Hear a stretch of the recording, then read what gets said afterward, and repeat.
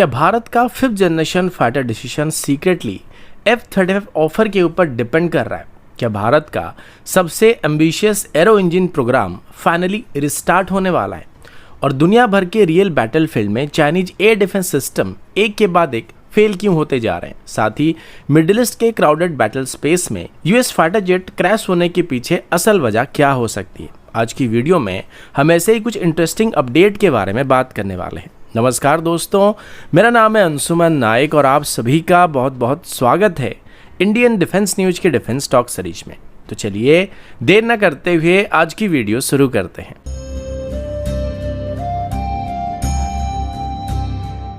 आज की पहली अपडेट भारत के 5th जनरेशन फाइटर प्लान को लेकर है, जहां एक बहुत इंपॉर्टेंट स्ट्रेटेजिक डेवलपमेंट सामने आया है। रिपोर्ट्स के मुताबिक भारत अभी किसी भी नए 5th जनरेशन फाइटर को एक्वायर करने से पहले यूनाइटेड स्टेट की तरफ से किए जाने वाले F-35 ऑफर का वेट किया जा रहा है। यहाँ सबसे बड़ा सवाल एयरक्राफ्ट खरीदने का नहीं होने वाला है, बल्कि किस कंडीशन पर खरीदा जाएगा उसके ऊपर होने वाली है। सोर्सेस के हिसाब से अगर F-35 भारत को ऑफर किया जाता है तो भारत की primary demand sovereign customisation right होने वाली है, बिल्कुल इजराइल की F-35 अदीर वेरिएंट की तरह। इजराइल करंटली एक यूनिक पोजीशन में मौजूद है, जहां पर उसे F-35 के मिशन सिस्टम के ऊपर अपना एक सॉफ्टवेयर ओवरले को ऐड करने का परमिशन मिला हुआ है। इजराइल ने इजराइल एरोस्पेस इंडस्ट्रीज और एल्बिड सिस्टम के कोलैबोरेशन से एक सॉवरेन C4I लेयर को डेवलप किया है, जिसे वो अपने थ्रेट लाइब्रेरीज और मिशन डाटा को इंडिपेंडेंटली F-35 के सिस्टम में इंटीग्रेट कर सकते हैं और अपडेट कर सकते हैं।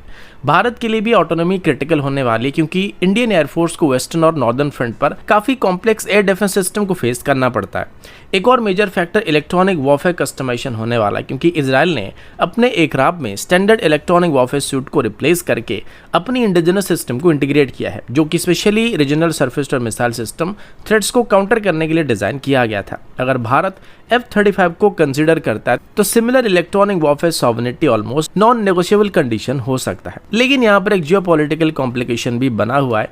भारत पहले से Russian origin S-400 air defence system को ऑपरेट करता है। हिस्टोरिकली यूनाइटेड स्टेट पॉलिसी के हिसाब से F-35 को उन एनवायरमेंट्स में डिप्लॉय करने को लेकर काफी कॉशियस अप्रोच फॉलो किया जाता है, जहां पर रशियन सिस्टम प्रेजेंट होते हैं, क्योंकि इससे F-35 की डाटा एक्सपोज हो सकता है। इसी वजह से यूनाइटेड स्टेट की तरफ से भारत को F-35 को ऑफर करने की बात सामने आने के बाद भी अभी तक ये सिचुएशन कंप्लीटली अनसर्टन बना हुआ है। अगला अपडेट भारत की एरो इंजन डेवलपमेंट प्रोग्राम को लेकर है। रिपोर्ट्स के मुताबिक गैस टरबाइन रिसर्च एस्टेब्लिशमेंट यानी GTRE की तरफ से अभी अपने टेक्निकल वर्कफोर्स को एक्सपेंड करने के लिए मल्टीफेज रिक्रूटमेंट ड्राइव को प्लान किया जा रहा है, क्योंकि सफरान के साथ अभी 120 किलोटन क्लास की टर्बोफैन इंजन प्रोग्राम को इसी साल फॉर्मलाइज किया जाने वाला है। ये डेवलपमेंट इसलिए इंपॉर्टेंट होने वाला है क्योंकि कावेरी इंजन प्रोग्राम के बाद GTRE का ग्रोथ मोमेंटम काफी हद तक स्लो पड़ गया था। जब कावेरी इंजन को तेजस प्रोजेक्ट से डीलिंक करने का फैसला किया गया था, तब सिर्फ एक इंजन प्रोजेक्ट नहीं बल्कि ऑर्गेनाइजेशन की हायरिंग प्रोसेस, मोरल और लॉन्ग टर्म प्लानिंग भी काफी हद तक बैकफुट पे चला गया था। बाद में प्रोग्राम को घातक UCV के लिए डेरिवेटिव इंजन को बनाने के लिए शिफ्ट किया गया था, जिससे कैपेबिलिटी सेफ हो गया था। अब प्रपोज्ड 120 किलोटन क्लास की टर्बोफैन इंजन भारत की एरो इंजन के सेक्टर में एक जनरेशनल जंप माना जा रहा है। ये कोई टेक्नोलॉजिकल डेमोन्स्ट्रेटर वेरिएंट नहीं होने वाला है, बल्कि नेक्स्ट जनरेशन कॉम्बैट एयरक्राफ्ट को पावर करने वाला हाई थ्रस्ट इंजन होने वाला है। ऐसे प्रोग्राम के लिए thermodynamic, turbine metallurgy, combustion stability, computational fluid dynamic, advance coatings और डिजिटल इंजन कंट्रोल सिस्टम जैसे मल्टीपल स्पेशलाइज्ड डोमेन में लार्ज इंजीनियरिंग टीम की जरूरत पड़ने वाली है। इसी वजह से GTRE की तरफ से अभी फेस्ड रिक्रूटमेंट स्ट्रेटेजी को प्लान किया जा रहा है, जिसमें एक्सपीरियंस्ड इंजीनियर्स जिन्होंने कावेरी प्रोग्राम में चैलेंजेस को फेस किया था, उनका सिचुएशनल एक्सपीरियंस को नए जनरेशन के इंजीनियर के साथ कंबाइन करने का फैसला किया जा रहा है, जो modern simulation tool, digital design ecosystem और एडवांस मेटल इंजीनियरिंग में ट्रेंड होने वाले हैं। हालांकि सफरान की तरफ से एडवांस डिजाइन फिलोसफी और प्रूवन टेक्नोलॉजी प्रोवाइड किया जाने वाला है, लेकिन प्रोटोटाइप इंटीग्रेशन, टेस्टिंग और वैलिडेशन का कोर रोल GTRE के पास ही रहने वाली। इसके बाद फाइनल असेंबली के की फेजेस भी GTRE के फैसिलिटी में कंडक्ट किए जाएंगे, जबकि सप्लाई चेन में भारत के प्राइवेट फर्म को भी शामिल किया जाने वाला है। अगला update Chinese air defence system की बैटलफील्ड परफॉर्मेंस को लेकर है, जहां अभी मल्टीपल ग्लोबल कॉन्फ्लिक्ट के बाद चाइनीज मैन्युफैक्चर्ड वेपन की क्रेडिबिलिटी के ऊपर काफी सीरियस सवाल उठने लगे हैं। जो सिस्टम पहले कॉस्ट इफेक्टिव और बैटल प्रूवन बताए जा रहे थे, अभी रियल कॉम्बैट सिनेरियो में electronic warfare vulnerability, weak integration और मेंटेनेंस इशू की वजह से स्ट्रगल करते हुए दिख रहे हैं। सबसे पहला एग्जाम्पल रिसेंटली भारत की तरफ से लॉन्च की गई ऑपरेशन सिंदूर के दौरान देखने को मिला था, जिसमें 7 मई 2025 को इंडियन एयरफोर्स की तरफ से सिर्फ 23 मिनट के कोऑर्डिनेटेड मिशन में पाकिस्तान के मल्टीपल मिलिट्री बेस और टेरर यूनिट्स के ऊपर प्रिसीजन स्ट्राइक को कंडक्ट किया था। ये strike line of control cross किए बिना ही लॉन्ग रेंज स्टैंडर्ड वेपन्स का इस्तेमाल करके और खास करके ब्रह्मोस जैसी सुपरसोनिक क्रूज मिसाइल का इस्तेमाल करके किया गया था। इस समय पाकिस्तान की तरफ से अपनी चुनियान एयरवेज पर Chinese origin YLC-80 anti stealth radar को भी डिप्लॉय किया गया था, जिसे थियोरेटिकली स्टेल्थ एयरक्राफ्ट्स को डिटेक्ट करने के लिए डिजाइन किया गया। लेकिन रिपोर्ट्स के मुताबिक इंडियन इलेक्ट्रॉनिक वॉरफेयर सिस्टम ने रडार को जैम कर दिया था। इसके अलावा पाकिस्तान की HQ-9 एयर डिफेंस सिस्टम भी एक भी ब्रह्मोस या रैम्पेज जैसे मिसाइल को काउंटर नहीं कर पाए थे। इसके बाद पाकिस्तान की तरफ से काउंटर अटैक के लिए डिप्लॉय किए गए विंगलोंग 2 सीरीज के ओवीज को भी भारत की आकाश सेंजी और MR-SAM सिस्टम ने इंटरसेप्ट कर दिया था। इसके अलावा मल्टीपल PL-15 मिसाइल भी रिपोर्टेडली टारगेट को मिस करके इंटैक्ट कंडीशन में पाए गए थे। इसके बाद ये बताया गया था कि भारत की तरफ से काफी स्ट्रेटेजिकली प्लान बनाकर अटैक करने की वजह से चाइनीज सिस्टम को डिफीट करना संभव हो पाया था और पाकिस्तान की तरफ से अपनी सिस्टम को सही तरीके से इस्तेमाल नहीं किया गया था। लेकिन इसके बाद अगला एग्जाम्पल लैटिन अमेरिका की तरफ से आया है, जहां जनवरी 2026 में यूनाइटेड स्टेट की तरफ से वेनेजुएला के अंदर ऑपरेशन एब्सोल्यूट रिजॉल्व को कंडक्ट किया था। वेनेजुएला की तरफ से चाइनीज ओरिजिन JY-27A रडार्स और HQ-9 जैसे एयर डिफेंस सिस्टम डिप्लॉय कर रखा था, लेकिन यूनाइटेड स्टेट नेवी के EA-18G Growler electronic warfare aircraft ने कंसंट्रेटेड जैमिंग की मदद से उनकी रडार नेटवर्क को इफेक्टिवली ब्लाइंड कर दिया था और ऑपरेशन को बिना किसी डिफेंसिव एंगेजमेंट के कंप्लीट कर दिया गया था।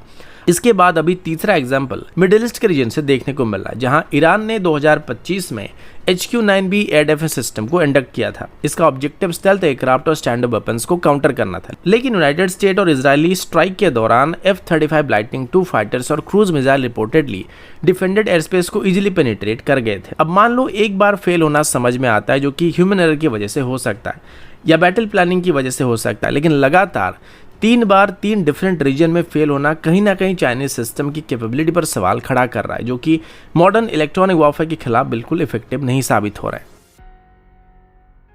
अगला अपडेट मिडिल ईस्ट में रैपिडली एस्केलेट हो रही मिलिट्री सिचुएशन को लेकर है, जहां रिपोर्ट्स के मुताबिक कुवैत के एयर स्पेस में कई United state fighter jet crash होने की कंफर्मेशन सामने आ चुकी है। कुवैत की मिनिस्ट्री ऑफ डिफेंस की तरफ से ऑफिशियली स्टेटमेंट रिलीज करके ये बात बताया गया है कि मल्टीपल एयरक्राफ्ट इंसिडेंट में इन्वॉल्व रहे हैं और तुरंत सर्च एंड रेस्क्यू ऑपरेशन को लॉन्च किया गया है। ऑफिशियल इन्फॉर्मेशन के अकॉर्डिंग पायलट सेफली इजेक्ट करने में सक्सेसफुल रहे थे और उनको हॉस्पिटल में ट्रांसफर किया गया, जहां पर उनकी कंडीशन काफी स्टेबल पाया गया। सोशल मीडिया पर वायरल हो रहे वीडियोज में एक पायलट पैराशूट के पास खड़ा हुआ दिख रहा था, जिसे इंडिकेशन मिलता है कि इमरजेंसी इजेक्शन टाइमली एग्जीक्यूट किया गया था।